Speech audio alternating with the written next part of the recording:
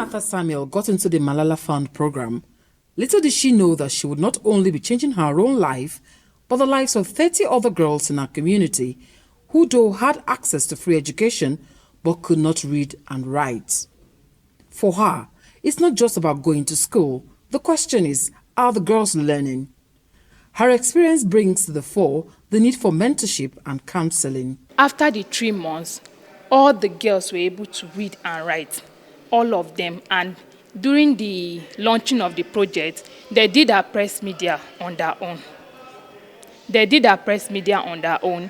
presented everything on the project. We called in the parents and we gave them a book, and they were able to read for their parents and the school. They're still in their school, but recently we do call them in for a project. That's why I said, while I was away, I watched a news where they work with Action Aid, and they brought them out to tell them their stories and how the project also impacted them. Keynote speakers at the Policy Dialogue on Strengthening Girls' Education in Nigeria are calling for appropriate actions in implementing policies that will guarantee equitable opportunities for all girls to learn, grow, and impact their generation. And to our commissioners from the 10 states present, this is your moment.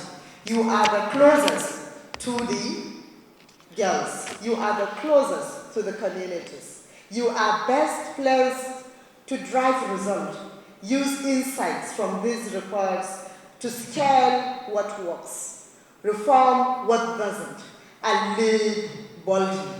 Your states can and must be champions of progress in the next chapter of Nigeria's girls' education story. Presenting key findings from an educational financing assessment of 10 states where the challenges facing girls in school are enormous. One of the motivations for conducting this analysis is centered around generally girls aspect. And of course, female teachers and principals are nearly absent, if not available in most regions. Of course, in terms of enrollment, wide gap exists, transitions and completion with dropout rate are very, very high in some regions.